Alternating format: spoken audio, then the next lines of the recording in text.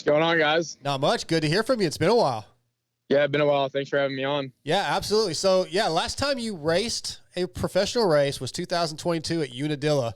That's a long time, man. How are you feeling? Are you jonesing to get back out there? Yeah, it's been a long time. Pretty quiet for me since then.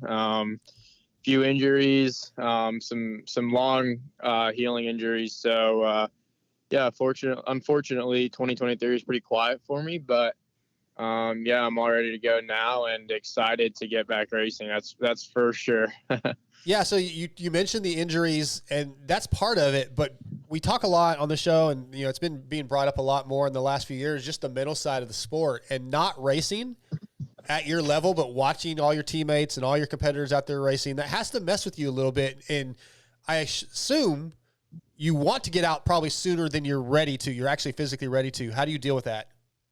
Yeah, no, it's definitely tough. Like I said, with the whole missing, this 2023 season, like I had a grade 3 separation in my shoulder first week of January, and then took 3 weeks off the bike, and then within a week and a half I completely did my knee.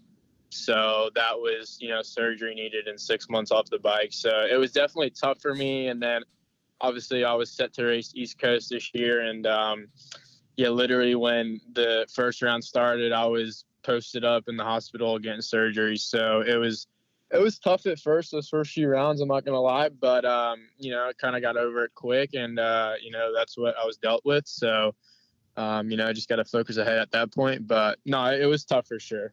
Can't argue that. Yeah, I can imagine.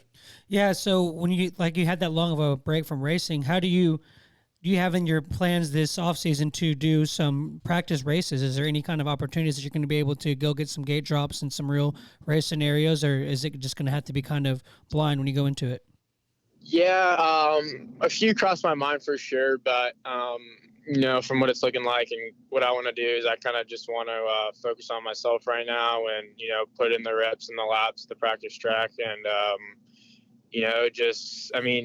I'm a rookie. I've never raced a Supercross, so, I'm not going to know what to expect for Supercross either way. I'll just be heading there kind of full blindside, hoping to learn and stuff like that. And then, going into outdoors, I've done a few. I think I did 7 in 2022 before I had that thumb injury. So, not really anything on my mind right now for racing. But, for now, it's just getting to the, next year Supercross healthy and ready to go.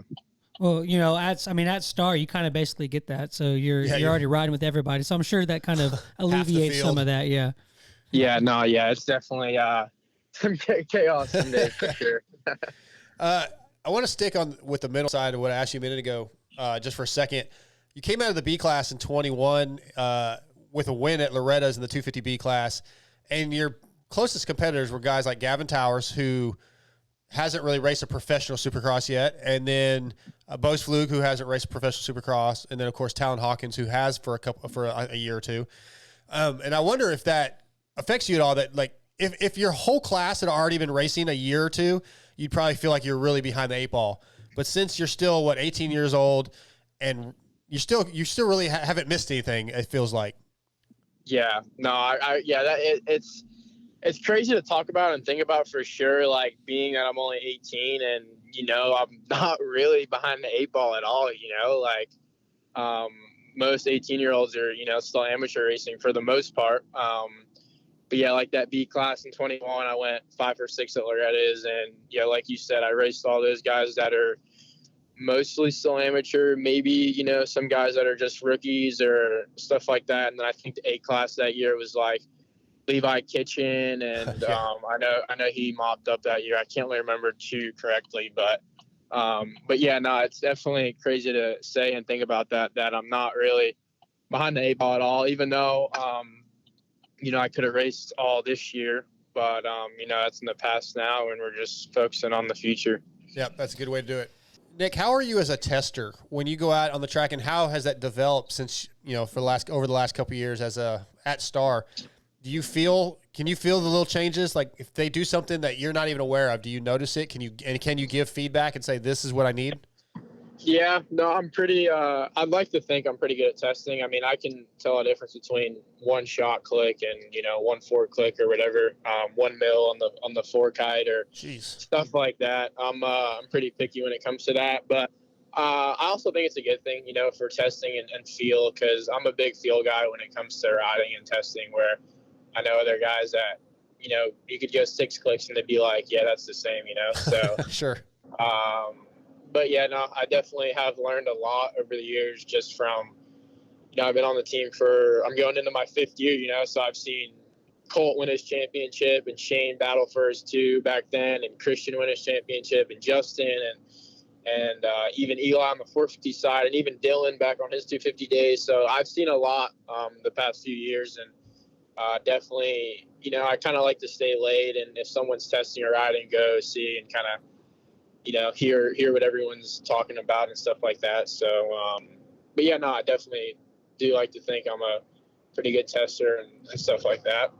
How is the knee feeling? That's a big one. It takes a lot of time to come back from that and be confident and feel strong. How does it feel? Yeah, it actually it feels really good now. I dealt with some issues with it early on, and honestly, up until I got on the bike, it was kind of crazy how it happened. Like, I was dealing with some issues, like I said, and I was at the 4-month mark, and then that 5-month mark, and then that 6-month mark, and I was just like, is this thing ever gonna get better? And then Yeah. I was at that time where like my doctor was like, look, you're ready to ride, like it's up to you at this point. And I was like, screw it, let's start with some turn track. And then I got on the turn track, and it started getting better when I started riding. I don't know what it was, or just I was happy to be back on the bike. But yeah, no, it definitely got better. And then obviously it's been a few months since then, so definitely better and better, and it's strong as it's been yet. So there's been no problems with that so far. Good to hear.